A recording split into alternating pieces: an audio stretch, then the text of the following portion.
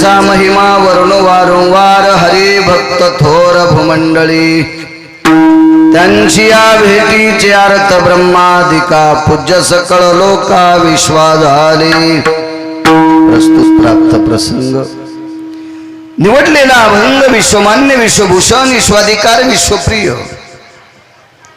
चिन्मय स्वरूप असणारी अधिकार संपन्न साधू श्रीमंत श्री जगद्गुरु तुकोबाराय यांच्यावर देवाच्याही पलीकडचं अतूट प्रेम करणारे महान भगवत भक्त देवाचे अत्यंत लाडके लढीवाळ भक्त संत शिरोमणी निळोबाराय यांचा प्राप्त प्रसंगी निवडलेला अभंग विडाला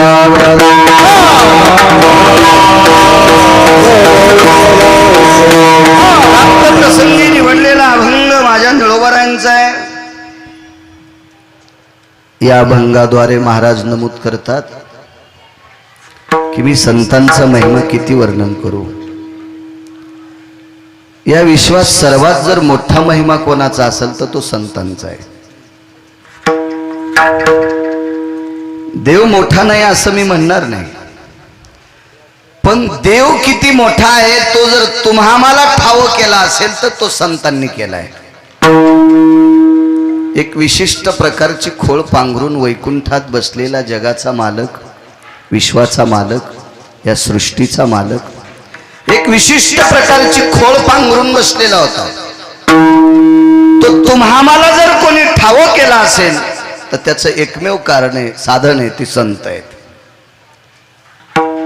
फार मोठी संत आहे। बरोशे भाऊ तुम्ही राजकीय क्षेत्रात एखाद्या याच्यात जर उभं राहिले तर एकटे प्रचार करू शकत नाहीत।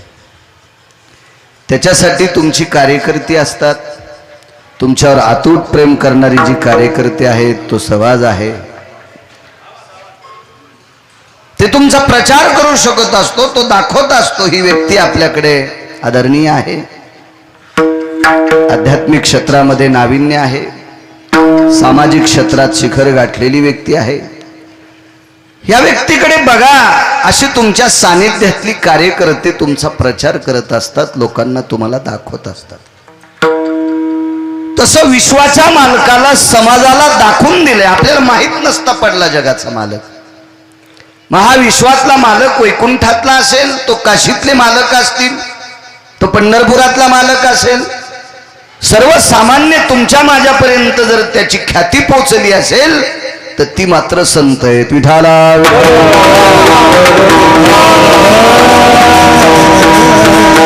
देवाचंही मोठेपण टिकून ठेवण्याची ताकद ज्यांच्यात ती संत। कोळीची हे कुलदेवी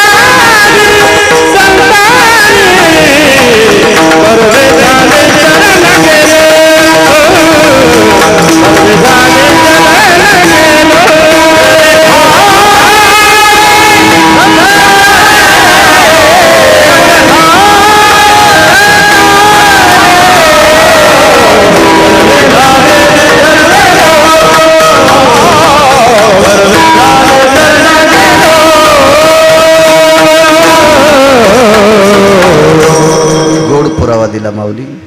कुळीची हे कुळदेवी ही तुम्हाला जर ठावी केली असेल तर संतांनी केली। माहित नसता पडला देव आपल्याला, ते उपकार आहेत आपल्यावर संतांची। म्हणून देवाई परी सर्वात मोठा जर महिमा असेल तर तो संतांचा आहे। म्हणून निळोबाराय म्हणतात काय त्यांचा महिमा वर्ण वारंवार। म्हणजे निळोबारायच्या अंतःकरणात कंटाळा आलाय असं सोडून द्या। त्यांच्या म्हणण्याचा भाव असा आहे की मी किती जरी वर्णन केला तरी तो महिमा संपत नाही, तो महिमा संतांचा आहे. संतांचा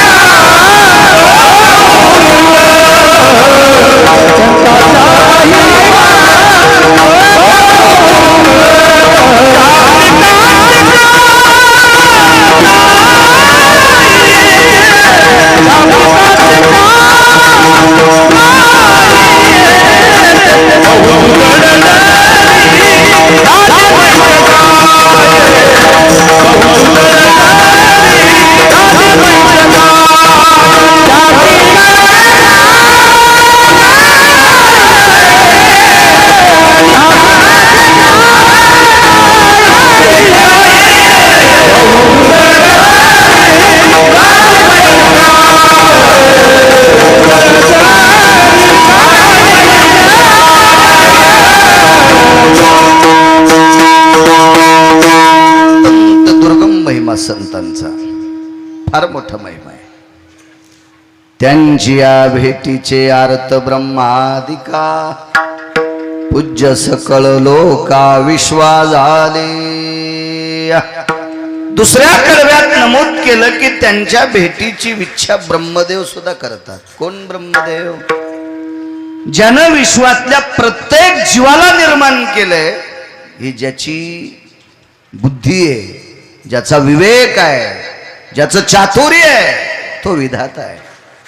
आणि त्या ब्रह्मदेवाला सुद्धा संत आवडतात, कारण ब्रह्मदेव मृत्यू लोकामध्ये अपूज्य ठरले होते. एक चुकीचं काम केलं ब्रह्मदेवानं.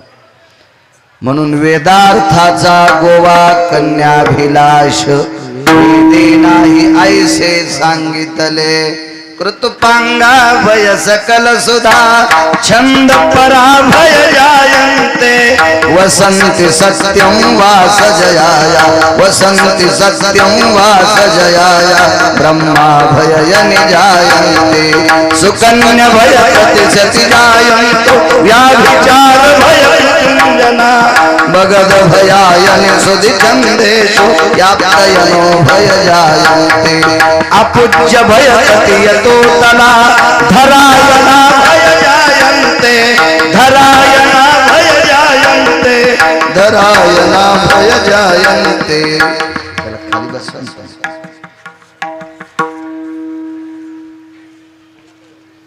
या मृत्यू लोकामध्ये ब्रह्मदेव अपूज्य ठरले. अपूज्य. आणि संत विश्वात पूज्य आहेत. म्हणून ब्रह्मदेवाच्याही ध्यानात आला असेल आपण या संतांची भेट घ्यावी. तिसऱ्या कडव्यात यमधर्म वास किंवा वाट पाहे नित्य काळ. यम सुद्धा सारखी संतांची वाट पाहतो. आणि ज्या वेळेला संत भेटतात मने धन्य वेळ भेटते. दक्षिणेचा राजा यम सुद्धा म्हणतो, ज्या वेळेला मला संत भेटताल ती वेळ धन्य. कारण बरोशे भाऊ, यमाला सुद्धा नालायक माणसं रोज भेटतात. कदरून गेलंय ते नालायकायला नेऊन येऊ कदरून गेलंय. हलकटांना, नालायकांना, बुजदिलांना नेऊन येऊ यम कदारलाय, कंटाळून गेलाय. त्याला चांगली माणसं भेटल्यावर प्रसन्न वाटते आणि ती चांगली म्हणजे संत आहेत, म्हणून ती वेळ धन्य मानतो. निळा मने सर्व भाग्य चोजविती रिद्धी सिद्धी येती ओळंगणे. संत शिरोमणी निळोबाराय सांगतात, जो देव करू शकत नाही ज्या भाग्याची बदल ती मात्र संत करू शकतात. हा साधा सोपा सरळ अभंगाचा अर्थ. विडाला अच्छा हा परम पावन सात्विक. मी मगाशी श्लोकात सांगितल्यानुसार शास्त्रो वेद पुराण शमतितार्थानाम मलमासाधि पवित्रयो. वेद असेल, शास्त्र असेल, पुराण असेल, या सर्वाच्या मताने हा मलमास, ज्याला आपण पुरुषोत्तम मास म्हणतो, आणि आपल्या साध्या सरळ सोप्या भाषेमध्ये धोंड्याचा महिना म्हणतो. अशा या परम पावन पवित्र मासामध्ये आज प्रसादाचं आयोजन आदरणीय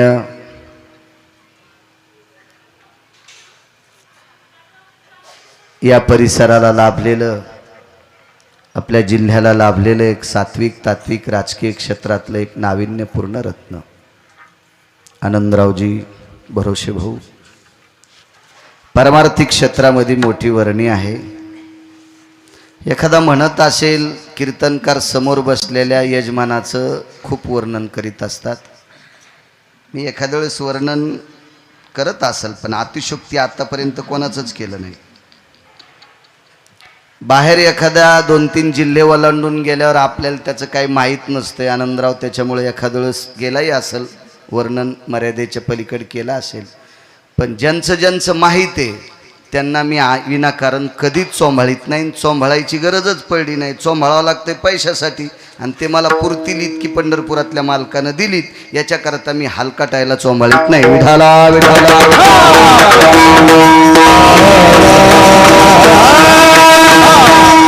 ज्याचं वास्तव आहे, जे खरं आहे तितक्या पुरतं वक्त्यांनी सांगत जावं. मग तो कुठल्याही पक्षाचा नेता असो, पण खरं तितकं बोललं पाहिजे. माझ्या पारमार्थिक क्षेत्रामध्ये फिरत असताना वैकुंठवासी स्वर्गीय भाऊ, तुमच्या वडिलांचं पारमार्थिक क्षेत्रात फार मोठं आबांचं काम होतं. विश्वाचं आराध्य दैवत पंढरी क्षेत्र, पांडुरंगाच्या दरबारात सुद्धा, तिथं सुद्धा एक काहीतरी व्हावं अशी कल्पना गोडशी त्यांच्या अंतःकरणामध्ये. आणि मी जिच्या कृपेने बोलतोय ती ब्रह्मकन्या सरस्वती, बासर निवासिनी मा भगवती सरस्वती माता. त्या परम पावन सरस्वती मातेच्या दरबारात सुद्धा, तेलंगणा राज्यात सुद्धा पूजनीय वंदनीय प्रातस्मरणीय गुरुवर्य पंडित गुरु पारडीकरांच्या सानिध्यात भरोसे आबांचं फार मोठं काम. ते मी फार वेळेस बघितलं. एकदा मी शतचंडी केली, त्यावेळेला तिथं आबांचा फोटो पाहिला, नाव पाहिलं, बघून विचारलं त्यांना. फार मोठं योगदान. म्हणजे जिच्या कृपेने मी महाराष्ट्रात फिरतो त्या जगदंबेच्या दरबारात सुद्धा मोठी वास्तू व्हावी, हा व्यासंग स्वर्गीय आबांचा होता. त्याच्या पश्चात जिथं प्रत्यक्ष अन्नपूर्णा जाज्वल्य आहे, जाज्वल्य म्हणण्यापेक्षा अन्नपूर्णा तिथं प्रत्यक्ष पात्र घेऊन उभीच आहे, असं एक परम आदरणीय परम पावन प्रातस्मरणीय गोड असं क्षेत्र, त्रिधारा क्षेत्र, इथे सुद्धा आबांचं फार मोठं नाविन्य आहे. अशा या परम पावन सात्विक सदाचारी पुण्यशील संप्रदायात वावरणारी व्यक्ती पूजनीय स्वर्गीय आबा, आणि त्यांच्यात या यत योग्या स्थित पाला स्थित भवे स्थित लागलेलं रत्न आदरणीय आनंदरावजी भरोसे साहेब. मागच्यांनी जे केलं ते करावं वाटत असतं. त्याच्या अंतकरणात, त्याच्या रक्तात, त्याच्या हाडात, त्याच्या पिढीत ते उतरत असतं. ते तुम्ही करत आहात. एक सप्ताह पाहिला मी परभणीतला. काका, परभणीत सप्ते खूप मोठे झाले असतील, पण माझ्या कळण्यात जो सप्ताह महाशिवरात्रीत आनंदराव तुम्ही केला, तसा सप्ताह अजून परभणीत झाला नाही. एखाद्याला राग आला असेल तरी एवढं, कारण मी कुठल्याही पक्षाचा माणूस नाही. माझा पक्ष पंढरपुरातला आहे. आनंद भाऊ, आपल्याला त्याचा रंग लागलेला आहे. तुम्ही राजकारणात यावा, तुम्ही खुर्च्यावर बसावा, आम्ही कीर्तन करावं, इतकंच काम. कीर्तनकाराला जर सरपंच हो वाटला असेल तर समजायचं ईस पिढ्याचं पाप उतू आलं. विठाला विठाला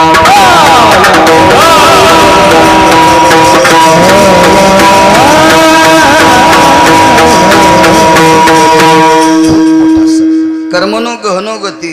काका, नेमका माझ्या कीर्तनाच्या दिवशीत पाऊस आलता. तुम्हाला आठवत असेल नसेल, पण मला लक्षात आहे. पाऊस दुपारी पडून गेला. मंडप विस्तीर्ण होता. पंढरीनाथ खूप मोठा मंडप होता, जिथं वारकऱ्यांसाठी पर्यायी व्यवस्था आता शासन आपली वाटानं करते सोहळ्यात. त्या सप्ताहात पर्यायी शौचालयाची व्यवस्था आदरणीय आनंदरावजी भरोसे साहेबांनी त्या सप्त्यात खूप मोठी केली ती. आणि दुपारी पाऊस पडल्यामुळं थोडा ओलसर भाग मंडपात असल्यामुळं लोक बसणार नाहीत याच्याकरता 5000 खुर्च्याचं नियोजन ते माझ्या डोळ्यानं पाहिलं.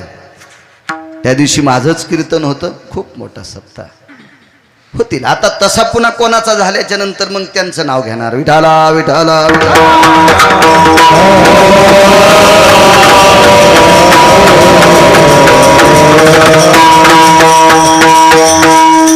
तुम्ही जसा सप्ताह केला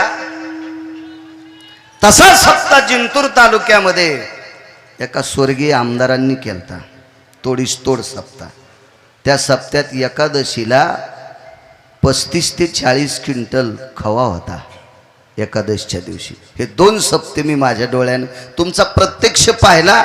आणि त्यावेळेला माझा काही जाण्याचा योग नाही, पण ऐकिला तो सप्ताह. विढाला विढाला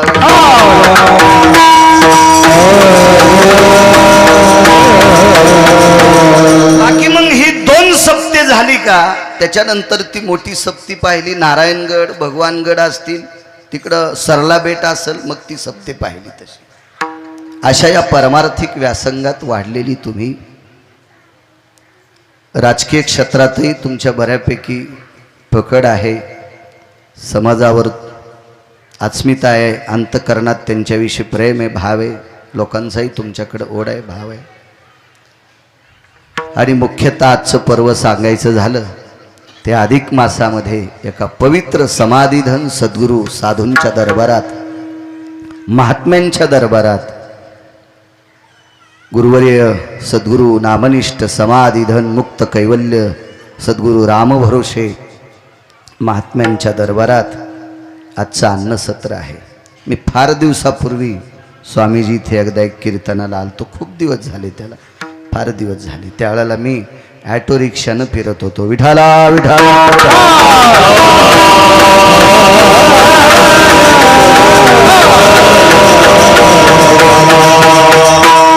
मोठी प्रगती आहे. आनंदराव तुम्हाला एक विनंती करील, या समाधीतल्या साधूच्या आशीर्वादाने, या संत महात्म्यांच्या आशीर्वादाने तुम्हाला राजाश्रय मिळावा आणि जनतेनं सुद्धा भरोश्यावर भरोसा टाकावा. आणि तो राजाश्रय प्राप्त झाल्यावर काय शासनाचा कुठला काय नियोजन, काय निधी काय असतो तो टाकावा. आणि कधीही पावसाळा असो, कुठलाही उन्हाळा असो, तिथं किमान 1000, 2000, 4000 लोक जेवावा असा गोडसा सभामंडप तुम्ही राजा झाल्याच्या नंतर तुमच्या हातानं व्हावा. आजच्या कीर्तनात तो संकल्प. विढाला विढाला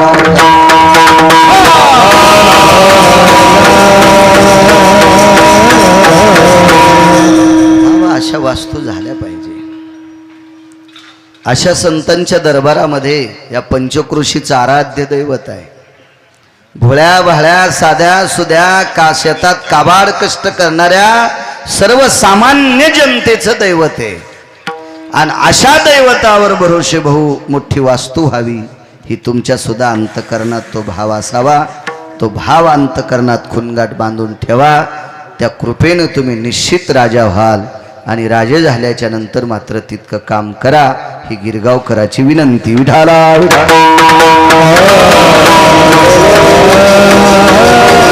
माझ्या अभंगावर येतो आदरणीय पूजनीय वंदनीय.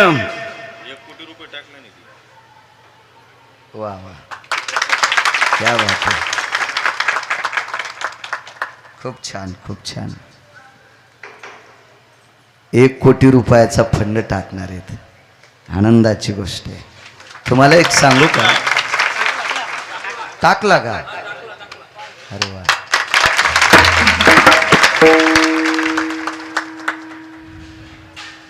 मागे एका कीर्तनात पंढरीनाथ बुवा मी ऐकलं, एक माणूस राजकारण्याला जरा थोडा खाली येऊन बोलला होता.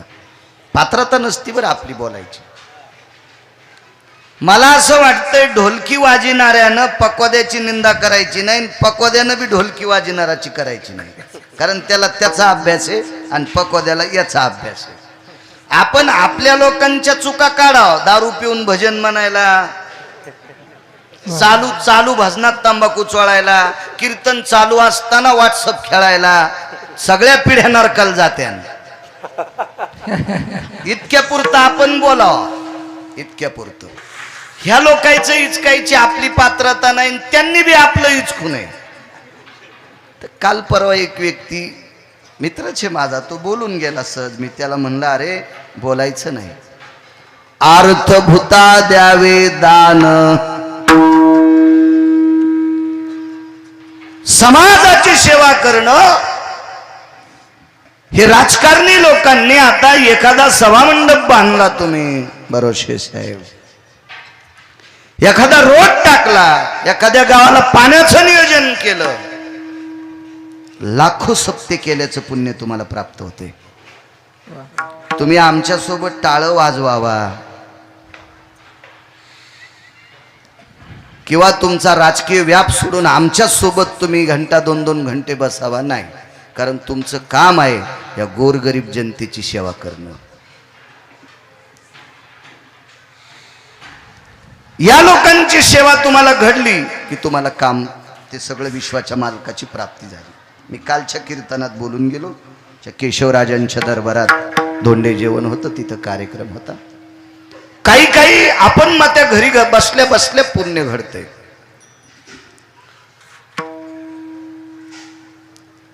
पंढरपूरला, काशीला एखाद्याला जाण्याची इच्छा आहे आणि त्याच्याकडे पैसे नाहीत. तुमच्यासारख्या समर्थ माणसाने 1000, 2000, 4000 देऊन जर त्याला काशीला आणि पंढरीला पाठिलं,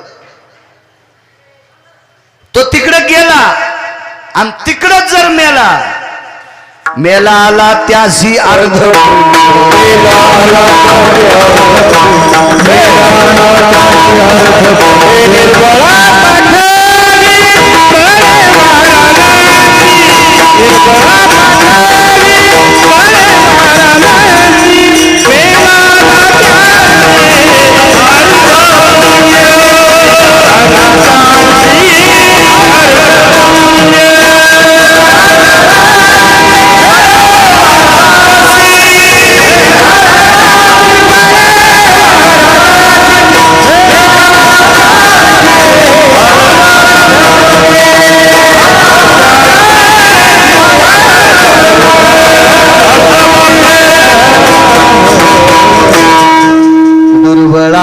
पाठवी बळेवारान. दुर्बळ आहे, गरीब आहे, त्याला काशीला पाठिले, तो वापस आला तरी अर्ध पुण्य, तिकडं मेला तरी पैसे देणाऱ्याला अर्ध पुण्य. इतकी मोठी ताकद आहे. एक पैठणच्या मालकांचा एक पुरावा आहे, थोडा स्मरणात येत नाही. दुर्बळ जो का भगवत भक्त, त्याशी संरक्षी जो धनवंत, तेने तुष्टला भगवंत, त्या ते उद्धरी भक्ताधी. दुर्बळ जो का भगवत भक्त, त्याशी संरक्षी जो धनवंत. निष्ठावंत वारकरी साधू आहे, त्याला अडचण असेल, कपड्याची अडचण असेल, किराण्याची अडचण असेल, निवाऱ्याची अडचण असेल, त्याच्यावर जर त्याशी संरक्षी जो धनवंत, तेने तुष्टला भगवंत. त्याचं संरक्षण जर एखाद्या धनाड्या व्यक्तीनं केलं तर तेने तुष्टला भगवंत. भगवंताला आनंद होतो आणि त्या ते उद्धरी भक्ताधी. नैवम गिरगावकर लिखितम. गिरगावकरांना लिहिलेलं नाही. भक्ताच्या अगोदर भक्ताचं संरक्षण करणाऱ्याचा उद्धार करतो. अशी मोठ्या माणसांनी देवानं चांगलं म्हणावा अशी कामं तुमच्या हाताने भरोसे साहेब घडत जावी आणि मग जगाच्या मालकाची कृपा आपोआप होत असते. विडाला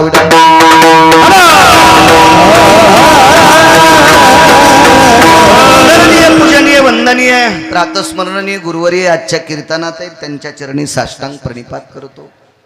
फार मोठा अन्नपूर्णेचा अधिष्ठान, त्रिधारेचे देव, अशा या अधिष्ठानावर ज्यांचं आरूढ आहेत, अगदी अविरतपणे घराचा सगळ्या गोष्टीचा त्याग करून अख्खं जीवन संस्थानला ज्यांनी सुपूर्द केलं, असे आदरणीय बापू सुद्धा आहेत. बापूंना सुद्धा प्रणाम. पुन्हा आदरणीय महाराज आहेत, त्यांना सुद्धा प्रणाम. वारकरी संप्रदायामध्ये एक वैष्णव टाळकरी म्हणून, वारकरी संप्रदायामध्ये ज्याला वैष्णव टाळकरी म्हणतात, असं एक गोडसं रत्न आपल्या परिसराला लाभलेलं आदरणीय वंदनीय काका सुद्धा आहेत, त्यांना सुद्धा प्रणाम करतोय. विडाला विडाला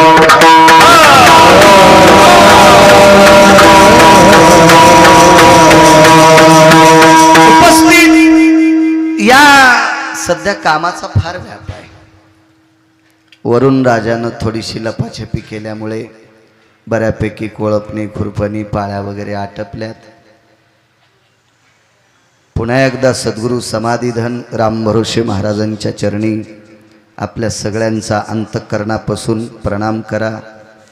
सद्गुरुनाथ महाराज तुमची कृपा असू द्या. यांची कृपा असली की सगळे देव भेटेत. सद्गुरू राम भरोसे महाराजांनी जर निरोप दिला वरुणाला, रात्री थोडासा पडला सडा टाकल्यासारखा, आता त्यांनी जर निरोप दिला तर आज संध्याकाळी 8-10 तास जरी पाऊस पडला तर सुकणाऱ्या सोयाबीनी, उंची उफंटलेला कापूस हा वाढत राहील. तो सद्गुरू महाराजांनी तितकी कृपा करावी आणि वरुणाला सांगावं, वरुण राजा थोडेसे ढग हलव रे, माझ्या शेतकरी राजाला सुखी कर. ती करण्याची ताकद या समाधीत आहे, म्हणून त्या समाधीच्या चरणी साष्टांग प्रणिपात करा. विडाला विडाला. हे सगळा शेतकरी वर्ग आहे, आनंद भाऊ हा सर्वसामान्य वर्ग आहे. ह्या सर्व श्रोत्यांच्या चरणी साष्टांग प्रणिपात करतो. बऱ्यापैकी श्रोतावर्ग आहे. आदरणीय डॉक्टर चौधरी साहेब सुद्धा या ठिकाणी आलेत, त्यांना सुद्धा धन्यवाद प्रणाम. दुकानदार आदी करून सर्व बरीपैकी मंडळी सर्व आहे परिचित आहेत. तारखेच्या संदर्भात आमचे धर्मपुरीचे कदम संपर्क करत होते आणि माझ्या अगोदर इथं हजरही आहेत. सारखं वारंवार संपर्क करत होते. मलाही येण्याचा योग झाला. या समाधीचं दर्शन मला झालं, या पवित्र स्थानाचं दर्शन झालं. माझं मत भाग्य. विठाला विठाला.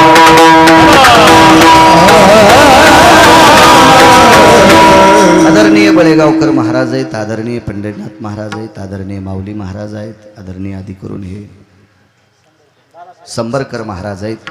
मस्तक माझा पायावरी या वारकरी संतांच्या, माझ्या ज्ञानोबराय तुकोबरायच्या नामाचा जयघोष करणारी ही निष्ठावंत वारकरी भजनी मंडळ यांच्या चरणी गिरगावकराचा नाक घासून प्रणाम. विठाला.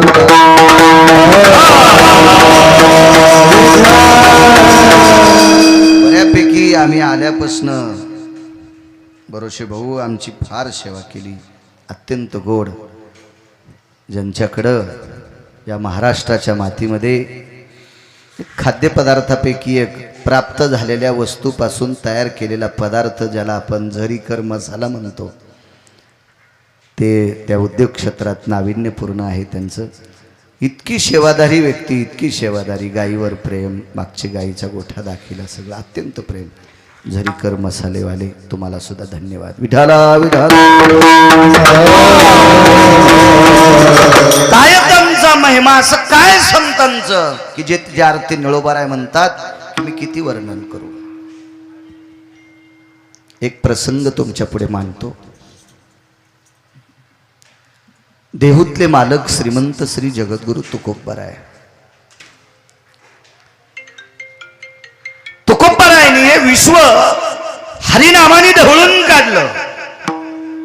एवढी मोठी व्याप्ती तुकोबरायची. एक श्रीमंत कुळात जन्माला आलेलं रत्न. आणि पुढचा जर काल पाहिला तर अत्यंत गरिबीतलं जीवन. काय महिमा या लोकांचा. कामाच्या बाबतीत यांची वागणूक, यांचं बोलणं, यांचं चालणं, यांची कर्तव्याची धुरा, ह्या गोष्टी जर बघत राहिलं तर अख्खं जीवन परोपकाराकरता खर्च केलेली लोक. मी एक प्रसंग वाचिला महिपतीच्या चरित्रामध्ये. त्यांनी 250 ग्रंथ ज्या व्यक्तीने केले त्या व्यक्तीचं नाव महिपती महाराज. एक कवी होऊन गेले, मोठे संत आहेत. अशा संतांनी एक रेखाटलेलं एक चरित्र पाहिलं. तुकोबाराय एका बाजाराच्या गावी गेले. त्या गावाचं नाव राहील 9 लाखाचं उमर. त्या गावाचं नाव आहे 9 लाखाचं उमर. त्या उमऱ्याला तुकोबाराय बाजाराकरता चालले. एक म्हातारी स्त्री होती, म्हातारी. मग महिमा सांगतोय लोकांचा, तुम्हाला वागणं बघा या लोकांचं. बाजाराला चालल्याच्या नंतर ती म्हातारी काठी टिकीत चालली. गावाच्या बाहेर एक फरलांगभर पोचली असेल, एका झाडाखाली बसली. तुकोबाराने विचारलं, माय कुठे निघालीस? बाजाराला चालली. उद्याला मालकाचं पक्ष आहे, पतीचं श्राद्ध आहे. श्राद्धाची सर्व सामुग्री तयार केली, पण स्नेह नाही. स्नेह म्हणजे तेल, आणि तेल आणण्यासाठी 9 लाखाच्या उमऱ्याच्या बाजाराला चालले. पण थकते, दम लागतो बाबा. तुकोबारायांनी तिच्या हातातला तेलाचा नळा घेतला. पूर्वीच्या काळात भोपळे तेलाचे नळे प्रसिद्ध होते. माझ्या लहानपणी फवाऱ्याच्या औषधाच्या शिश्या तेलाला वापरीत होते. मला चांगलं कळते. मी ज्या वेळेला शाळेत होतो आनंदराव, त्यावेळेला आपल्याकडे नांदेड 44 कापसाच्या थैल्या होत्या कॉटनच्या. माझ्या लहानपणी शाळेचे दप्तर त्याच थैल्याचे. आता आमच्या पोट्ट्याला दप्तर 750चं 6 महिन्याला फाडून टाकायला, आणि त्याच्या बापाला दप्तर ती सरकीची थैली. आणि काय होईन, ते लय शिकलं कलेक्टर होईन, जिल्हा ताब्यात. त्याचा बाप त्या थैलीत दप्तर घेऊन शिकला तरी महाराष्ट्र फिरायला. विडाला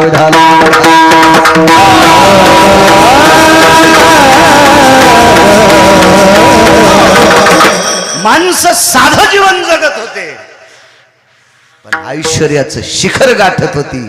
ती आपली जुनी लोक होती आनंदराव. ती आपली जुनी लोक होती. आता काय झाले माहितीये का? अनावश्यक गोष्टीचा संग्रह करणाऱ्या नालायक अवलादी जन्माला आल्या. अनावश्यक गोष्टीचा संग्रह करणाऱ्या नालायक अवलादी जन्माला आल्या. वाक्य नीट लक्षात ठेवा.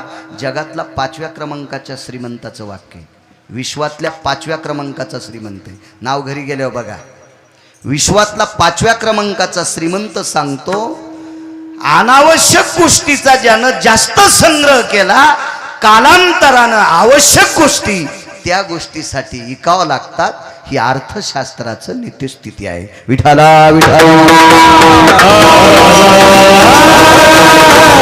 वाटत असेल लोकांना काळ असा भरगत चाललाय, अद्याप नाही. या कालाची रुंदी वाढली, खोली नाही वाढली. कुठल्याही गोष्टीची खोली वाढली पाहिजे, त्याला मर्मज्ञ म्हणत असतात. विठाला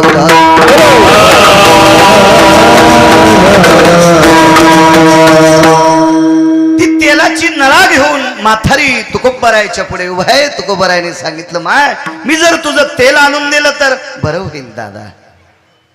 आणा 2 आणे, आदला खडका काय असेल तो पैसा दिला, आणि तो नळा तुकोबारायकडे दिला. तुकोबारायने तिचं तेल आणून दिलं. श्राद्ध होतं तिच्या नवऱ्याचं. दुसऱ्या दिवशी पित्र होते, पक्ष होत. तुकोबारायला पाहिल्याबरोबर तिचे डोळे भरून आले. गळ्यामध्ये तुळशीची माळ आहे, कपाळाला गोपीचंद आहे, एक वारकरी आहे. दोन्ही हात छातीवर ठेवले, नळा अडकीला तेलाचा. दोन्ही हात छातीवर ठेवले, प्रणाम केला आणि आकाशाकडे पाहिलं. देवा, अरे ज्यांनी माझ्या पतीच्या पक्षाकरता तेल आणण्यासाठी मदत केली, जर कधी यांना अशी अडचण आली तर तू लक्ष ठेव रे देवा, तू लक्ष ठेव. असा आशीर्वाद कर्तव्यातून मिळत असतो, चांगल्या कामातून मिळत असतो. तो आशीर्वाद चांगल्या कामातून मिळत असतो. बोलत असतात. एखाद्या गाडीचे ब्रेक लायनर खराब झाले ना, ती गाडी जिथं थांबायची तिथं थांबत नाही. हा तिचा दोष नसतोय, यानं ती नीटच केली नाही. तशी काही काही नालायकाच्या जिभेचे ब्रेक लायनर उतरलेले असते, म्हणून ते कोणाला काय बोलावं याच्या आकलीत नसतात.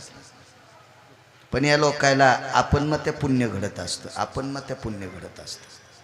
लोकायला वाटतं मी माळकरी आहे, मी पंढरपूरला जातो, तू माळकरी आहे, तू पंढरपूरला जातो, पण एक नंबरचा धुराखोर येतो ना, त्याच्याकरता तू जशाल तसा झेना. असं वाटतं काही लोकांना, वाटतं नाही. आपण चांगला कॉलम आपला किती उंच चाललाय त्याच्यापेक्षा खराब कामाचा किती वरी चाललाय हे तपासलं पाहिजे. आणि हे तपासण्यासाठी डॉक्टर चौधरी साहेब आपलं मन साक्षीला असते. मन जाणे पापा, पुढचं बी एक कडवे असू द्या. आपण किती पाप आणि किती पुण्य करतो आपलं मन जाणत असते. मन मन मन आपल्याला कळालं पाहिजे. ह्या लोकांकडनं काही पुण्य घडत असतं. ज्या गावाला रस्ता खराब आहे बेजार होतात लोक, निधी टाकतात, स्कीम आणतात, ती राबवतात, तो रस्ता गोड करतात.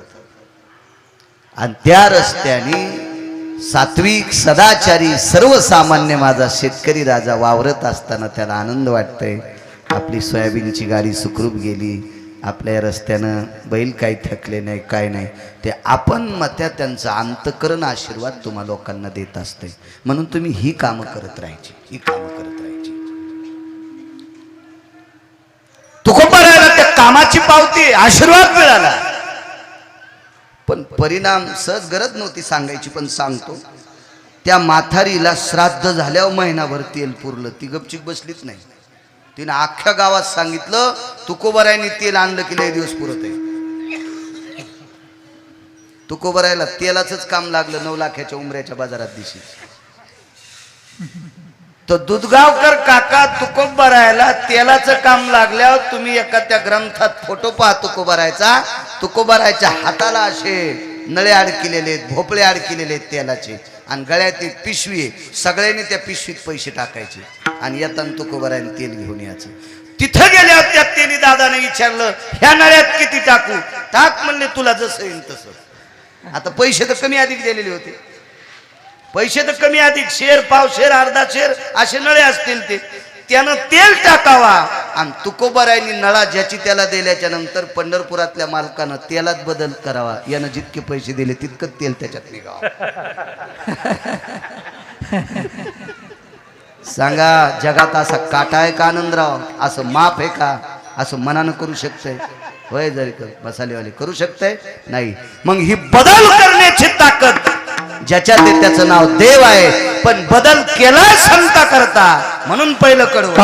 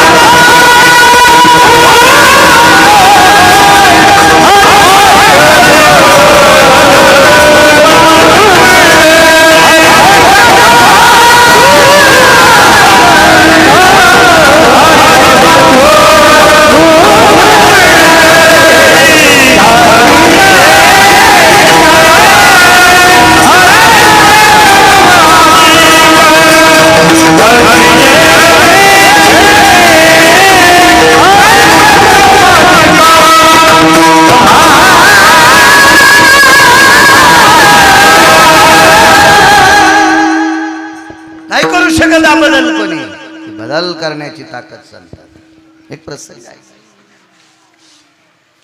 अशी बरेच काही परोपकाराची कामं आटपली जीवनात. परिस्थिती नाजूक आहे. एका श्रीमंताची कन्या तुकोबरायच्या धर्मपत्नी आहेत, जिजाबाई नाव आहे. सकाळी उठल्या, तुकोबरायचं स्नान वगैरे सगळं आटपलेलं होतं. मालक, धनी, वाक्य नीट ऐका मावल्यांना माझ्या. नवऱ्याला जी बाई आदरानं बोलती का, जी बाई नवऱ्याला आदरानं बोलती का, तिचं पंढरपुरातल्या मालकापशी आणि काशीतल्या मालकापशी आदराचं स्थान आहे. खूप आदराचं स्थान आहे. पण तिनं नवऱ्याला आदरानं बोलावं. ती नवऱ्याला शिव्या देतील, महाराजाला दूध पाजिती. अशी बाई ज्या भागात आहे त्या भागात पाऊस कमी पडतो.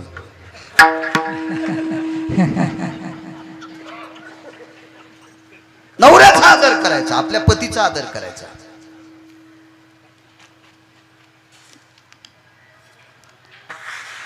हल्ली काय झालं माहितीये का, लवकर काऊन आवरीनं महादेवाची पूजा मला करायची म्हणून तांब्यानं चिकून एकीला हाणलं, डोसके फोडले, तांब्यानं चिकून एकीची. सती निघावा, पण इतकं नाही निघावं, इतकं नाही निघावं. जेवताना लोणचं असावं, पण थोडंस असावं. वाटी भर वरण आणि वाटी भर लोणचं खाल्लं, जेवण झालं की नाकाल पाणी सुरू झालं, झाली सर्दी सुरू. मर्यादा असते पाहिजे, मर्यादा. तुम्हाला एक सांगू का, कर्तव्य फार मोठं आहे, चांगलं वागणं फार मोठं आहे. देखावा कमी करायचा, देखावा कमी करायचा. सात्विकता, तात्विकता, सद्भावना. महादेवाला दिवसभर पाणी घाल, पण आधी नवऱ्याला जीव घालून घाल. 1:30 वाजूस तर तिकडच बसली, ते मेलं दाताचं पाणी गिळू गिळूच. काय अर्थ नाही, अर्थ नाही. किती मंजुळा वाहिल्या पांडुरंगाला, किती बेल वाहिला शंकराला, किती धोंडे खाऊ घातले गाईला. करू करू यायला काय होतं माहितीये का, महाराज सांगल ती दिशा. मागच्या आठवड्यात आमच्या पोरायच्या माईनं धोंडे केले 501. धोंडे तळले. गाईला ही पदार्थ निषेध आहेत, तिच्या पोटाचे आजार वाढू शकतात. एका चांगल्या प्रतीच्या गोशाळेवर भात उरलेला खाऊ घातल्याच्या नंतर 27-28 गौमाता मृत्यू पावल्या. याचं ध्यान ठेवलं पाहिजे तुम्ही. गाईचं खाद्य चारा आहे, गाईचं खाद्य पेंड आहे, गाईचं ठराविक खाद्य आहे. असं तुम्ही खाता ते खाद्य गाईचं नाही आहे. असं जर असतं तर लोकांनी 20 क्विंटल गहू झाल्यावर 10 क्विंटल माणसाला आणि 10 क्विंटल बैलाला चारले असते ना. असं बैलासार बैल पण असं वागत नाहीत, तसं तुम्ही पण वागू नका. धोंडे केले 501 तळले. किती गाई मारती म्हणलं तू आता. भयान काय बोलायले तुम्ही. मी म्हणलं मी का गांजा पुडवी पिऊन आलो का, मी दारू पिऊन आलो का, मी काय एखादा अजून दुसरी एखादी नशा घेतली, येडपटेस का काय म्हणलं तू. हा अगं, ही पदार्थ गाईचं पोट खराब करू शकते, तिचं जठर खराब करू शकते, तिची पचन संस्था बिघडू शकते. आली तू या नवऱ्याला भागवताची डाळ, ती दळली तू अन्न शिजिलीन चालला कारभार. असं नको करू. असं आमच्या पोरायच्या माईन केलं नाही. तुम्हाला राग येईल म्हणून तिच्यावर घ्यालो, पण सगळं तुमचं सांगायलो. अधिक मासामध्ये जर तुम्हाला गाईला धोंडा द्यायचा असेल, 31 धोंडे करण्याची पद्धत आहे. तर 31 मुठी सरकी द्यायची, कापसाची सरकी 31 मुठी. गाईला 1 कोटी धोंडे चारल्याचं पुण्य तुम्हाला प्राप्त होईल. 31 मुठी सरकी. नाही भेटली सोललेली सरकी तर नवऱ्याला सांगायचं 2-3 किलो पेंड घेऊन या. 31 मुठी पेंड गाईला चारायची. लाखो धोंडे चारल्याचं पुण्य तुम्हाला प्राप्त होईल. पण आपल्याला लय अवघड आहे. संन्याशाला लुगडं द्यायचं काय कामाचं त्याच्यात. काही गरज आहे का त्याला? तुम्हाला काय पुण्य लागणार आहे? आणि काय करावं त्या संन्याशान त्या लुगड्याचं? काय अर्थ आहे का? तुम्हाला पुण्य घडल का? आणि आंधळ्याला चष्मा द्याला, ज्याला दिसतच नाही त्याला चष्मा द्याला, काय पुण्य लाभ होऊन तुम्हाला? चुकीचं काम आहे ना, आगावपणा आहे ना. ह्या गोष्टी करायच्या कशाला? हा, ज्याला शुगर आहे त्याला बदामाचा शिरा, मरण न ते मरण. हे कोण सांगितलं तुम्हाला असं काम करायचं? यानं पुण्य वाढत नाही, यानं पाप वाढतंय. विठाला विठा.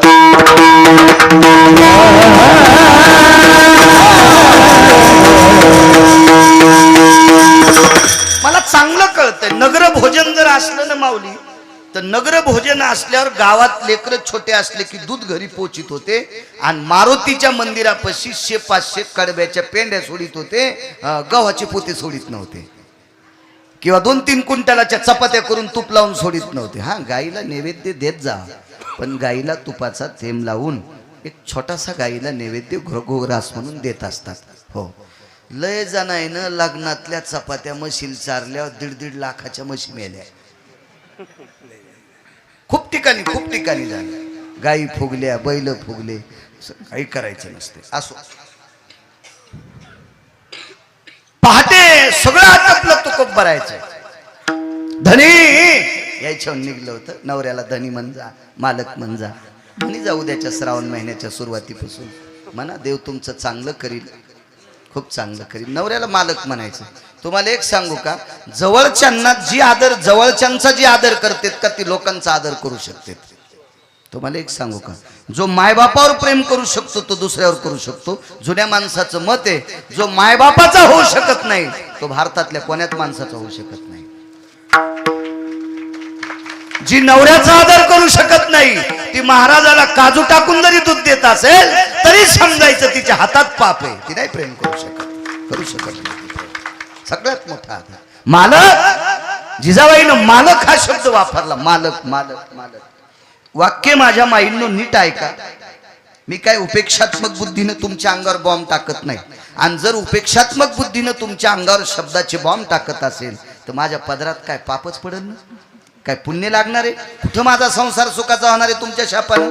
मी एक उपेक्षात्मक बुद्धी नाही, उपदेश वृत्तीने पुराण वाचून तुमच्या पुढे मांडणारा एक व्यक्ती आहे. भाकडवाद मी कधी सांगणार नाही तुम्हाला. जिजाबाई तुकोबारायला मालक म्हणायच्या. अवस्था 2 ऐका. बाई 3600 एकर ज्याला जमीन आहे, 3600 एकर ज्याला जमीन आहे, अशा व्यक्तीची पोरगी आहे. आणि तुकोबारायच्या जीवनात एकाच लुगड्यावर संसार करीत होती, तरी पण एवढ्या श्रीमंताची मुलगी इतक्या गरीब नवऱ्याची बायको मालक म्हणत होती. या 2 गोष्टीचा समन्वय आणा, तुमच्या अंतकरणात प्रकाश पडेल. मालक काय ग? ते आवले म्हणायचे. काय ग? आज मामांजींचं श्राद्ध आहे, म्हणजे सासऱ्याचं श्राद्ध आहे. जी हो म्हणे. मी रात्री 550 लोकांना अक्षत देऊन आलो. काय त्यांचा महिमा सांगायलो. मी रात्री 550 लोकांना अक्षत देऊन आलो. पितराच्या अक्षदा संध्याकाळीच देतात, आदल्या दिवशी. लग्नाच्या अक्षदा पण आदल्या दिवशी. उद्या जर लग्न जायचं असेल तर संध्याकाळी भावकीला अक्षदा देत असतात. ते उद्या जर लग्न जायचं असेल त्याच्या 3 दिवसांना आधी भावकीच्या घरावर चिमणे हानीत होते. जिंच्या पॅन्टीवाल्यानं काही हो म्हणू नका, फक्त चिमणे हाणायचं काम जुन्या लोकांना माहित होतं. चुना करायचे, एका बकेटात कालवायचे आणि ते घरी असू नसू चिमणी हाणून जायचे, म्हणजे तुम्हाला आमचं आमंत्रण आहे. ते 5-6 कार्यक्रम असायचे. डोकं धुवायचा कार्यक्रम असायचा, तेल सोड्या वाटायचे, यायचा कार्यक्रम असायचा. अशी बऱ्यापैकी ही जी जुनी 16 संस्कारापैकी एक संस्कार आहे लग्न नावाचा संस्कार. ह्याच्यापैकी जी काही कामं केल्या जायची ना, ही यज्ञतुल्य कामं असायची.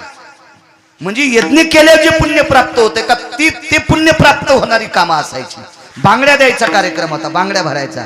गरीबाची स्त्री असेल, हातातले काकणं फुटले असतील, भरण्यासाठी पैसे नसतील तर लग्नात बांगड्या भरायची पद्धत होती. 5-5 बांगड्या भरायची पद्धत होती. यज्ञाचं काम आहे. ही नाविन्यपूर्ण कामं होती त्या काळात. ही सगळी कामं बंद पाडली आणि आता डीजे आणली. आता मोठ्याल्यांच्या लग्नामध्ये बायका सुद्धा नाचायला, शेवंतीला बायका सुद्धा नाचायला, ठेके धरू धरू. मला वाटतं ती श्रीमंताची बाई आता त्या तालात लग्नात नाचायली. हे जर लग्न वरून छत्रपतींनी पाहिलं तर त्यांना वाटत असेल माझा महाराष्ट्र कोण्या स्तराला गेलाय. विढाला विढाला जणीचा ग्रुप व्हावा. एक सुंदरसं गावात एखादं मंदिर जरी मोठं नसेल तर एखाद्याचा वाडा मोठा असावा, त्याच्यामध्ये 10-5 खणाची जोडणी असावा, ती जोडणी स्वतंत्र बायकांचं भजन घर म्हणून व्हावा आणि ते भजन करत असताना उभं राहून हरिपाठ वाचावा, उभं राहून नाचून गाथ्याचं भजन करावा. आया अधिकार पण तुमचा तुमच्यात. विठाला विठाला मालक धनी, उद्या मामांजींचं श्राद्ध आहे, इथपर्यंत आलतो. आणि रात्री हो ग मी रात्री पितरांना अक्षता दिल्या. मालक एक बोलू, आवाज साऊंड सिस्टम छान आहे. आपल्याकडे पितराच्या सामुग्रीसाठी सीधा सामुग्री नाही, पीठ नाही, डाळ नाही, रवा नाही, तांदूळ नाही, काही नाही आपल्याकडे. असं तुकोबारायांनी खाली मान घालून सांगितलं, आवले मी शेतात जातो आणि एक विशिष्ट प्रकारची भाजी घेऊन येतो. ती भाजी एखाद्या वेळेस आत्ताच्या शहरातल्या तरुणाला माहीत नसेल, पण आपण खेड्यातली माणसं आहोत. आपल्याकडं ह्या 1-2 महिने आषाढ आणि श्रावण ह्या 2 महिन्यामध्ये त्या भाजीची फळं करून खात होतो. त्या भाजीचं नाव आहे फांदाची भाजी. डॉक्टर साहेब ती भाजी बाथरूम लागू नये म्हणून खात होते. ती भाजी शिजवल्याच्या नंतर तिच्यातून चिकट द्रव बाहेर पडत होता, म्हणजे संडास लागू नये म्हणून ती भाजी खात होती. अशी भाजी मी टोपलक्षी आणतो, ती आपण मीठ टाकून शिजू आणि पितरांना भाजीच वाढू. परिस्थिती किती नाजूक असेल कल्पना करा. सज्जनो, लक्ष्मीचा मालक ज्या व्यक्तीच्या पत्नीचा पाय धरून काटा काढतोय त्या व्यक्तीची वरची दिसणारी परिस्थिती इतकी नाजूक होती. आणि मग तुकोबराय शेताच्या दिशेनं निघाले. जाता जाता रस्त्यात एक जणाच्या ऊसाची सोंगणी चालू होती. आपण ज्याला ऊसा चुकून बोललो, गव्हाची सोंगणी चालू होती, म्हणजे गहू कापणी चालू होती. आणि ते गहू कापीत असताना मजुरांना तुकोबराय बोलले आणि त्यांना विचारलं, का हो मी सुद्धा हे काम करू शकतो? तुकोबरायच्या लक्षात आलं, भाजी नेण्यापेक्षा आपण दुपारपर्यंत गहू कापावा आणि आपल्याला 1-2 जर पेंढ्या दिल्या तर ह्या पेंढ्या घरी नेऊन कुटायच्या आणि त्या गव्हाचा सांजा आपण पितरांना करू. हा मानस तुकोबरायच्या अंतःकरणात होता. आणि त्यांनी सांगितलं, काय हरकत नाही, करा सुरुवात गव्हाला. आणि तुकोबरायाने 11:30, 12, 12:15 पर्यंत ते काम केलं. आणि मालकाला हात जोडीत, धनी मालक मी एवढंच करू शकतो, माझ्याकडे पक्ष आहे, माझ्याकडे पित्र आहेत, मला जावं लागतंय. आणि संत महिपती महाराज एका ग्रंथात नमूद करतात, त्यांनी त्या मालकाने तुकोबरायाला गव्हाच्या 3 पेंढ्या दिल्या आणि त्या 3 पेंढ्या घेऊन तुकोबराय घराच्या दिशेने निघाले. काय त्यांचा महिमा सांगतोय, घराच्या दिशेने निघाले.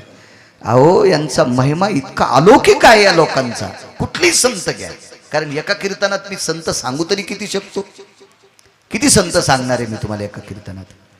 असो, रस्त्याने चलता चलता लवकर घरी जावा म्हणून बाजूचा रस्ता सोडून दिला आणि मधल्या रानातनं तुकोबराय निघाले. पण एका झाडाला मोहळ बसलेलं होतं आणि त्या झाडाखालून गेले आणि त्या झाडाला गव्हाच्या पेंढीच्या समोरच्या दशा असतात ना, कुसळ, हे त्या मोहळाला लागल्याबरोबर मोहळ उठलं आणि ते मोहळ तुकोबरायला चावत होतं.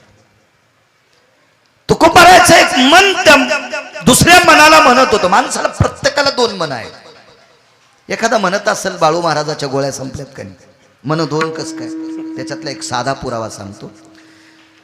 बाळू महाराज रस्त्याने चालत असताना त्याला 100ची नोट दिसली. नोट कोणाची पडली ही त्याला माहित आहे.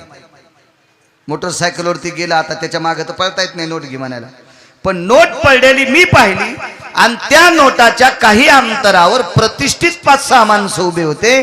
नोट घ्यावा वाटायली. एक मन म्हणायलंय मृदंगाचार्य, एक मन म्हणतंय बाळू घे नोट, पण दुसरं मन म्हणतंय अरे एवढाले पाकिट तुला द्यालेत तरी दुसऱ्याचे पैसे घ्यालास का, हे लोक म्हणते ना. म्हणून लाजून एक मन म्हणत होतं घेऊ नको, आणि एक मन म्हणत होतं काका तो नाही घेतली तर कोणतरी घेणारच.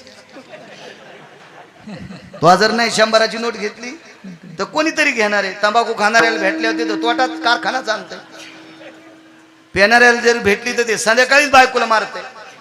मग त्याच्यापेक्षा तू घे ना, एक मन म्हणायलंय. पण एक मन म्हणतंय लोक तुला हलकट म्हणतील. तसं तुकोबारायचं एक मन एका मनाला म्हणत होतं, या गव्हाच्या पेंडीतल्या 10-5 ओंब्या उपसा आणि त्यानं हे मवळ हाना. पण तुकोबारायचं दुसरं मन त्या मनाला म्हणत होतं, आज पक्षाच्या पितराच्या रूपात, माशाच्या रूपात पितर आले असतील. मी आमंत्रण दिले, माझ्याकडे स्वयंपाकासाठी काही नाही, माशाच्या रूपात माझे पितर आले असतील आणि माझ्या रक्ताचं जेवण करून जात असतील. महाराज, या सत्तेवर आरूढ असलेली तुकोबाराय होते, या अवस्थेवर आरूढ असणारी तुकोबाराय होती. काय लीला असेल ती. इकडे भगवंतानी तुकोबारायचं रूप घेतलं आणि तुकोबारायच्या घरी संपूर्ण स्वयंपाकाची सामुग्री नेऊन टाकली, भांडी जमा केली. याच्या पलीकडे सांगतोय, तुकोबारायच्या घरी जी पितरं ठेवली होती त्या पितरांची पाये प्रत्यक्ष पांडुरंगाने धुतली. रूप मात्र तुकोबारायचं होतं. पितरांना गंध अक्षदा प्रत्यक्ष पांडुरंगाने केल्या, पितरांना जेवायला प्रत्यक्ष पांडुरंगाने वाढलं. देव तुकोबारायच्या घरच्या पितरांना जीव घालीत होता. आणि आता एखाद्या माणसाला जर पितर ठेवलं, ते म्हणलं नाही आपली काशी झाली, आपण पितराचं खातच नाही. ज्याच्या संग काशीला गेला त्याचे पैसेच दिले नाही, आणि तो सुद्धा म्हणतो आपण काशीहून आलो तर आपण पितराचं खात नाही. ती लायकीच नाही ना. ती काय लायकी, काय लोक नियम सांगतील. परवाला एक जण म्हणला, तुम्ही अधिक मासात पण दाढी करता का? म्हणलो हो, केसाचा ना अधिक मासाचा काही संबंध नाही. अधिक मास इतका येडपट आहे का केसायला मान्यता द्यायला? ती इतका गदळ आहे का आपले केस पाहायला? एक जण म्हणला, श्रावणात पण दाढी करता का? म्हणलो हो करतो मी. नाही म्हणे, आपण अधिकात दाढी करत नाहीत, आपण श्रावणात करत नाहीत. आणि म्हणलो हो, धाब्यावाल्याचे बिल देत नाहीस. इतका नालायक आहेस ना तू. हो, नियम कोणते ऐकायचे माहिती आहे तुम्हाला? जे ज्ञानोबारायनं सांगितलेत, जे तुकोबारायनं सांगितलेत, जे नामदेवरायनं सांगितलेत, जे चोखोबारायनं सांगितलेत, जे नाथ महाराजांनी सांगितलेत, जे सावता महाराजांनी सांगितलेत, जे रविदास महाराजांनी सांगितलेत, जे शेना महाराजांनी सांगितलेत, जे कबीरांनी सांगितलेत, जे मीराबाई, जनाबाई, मुक्ताबाईंनी सांगितलेत, ते नियम वारकऱ्यांनी ऐकायचे.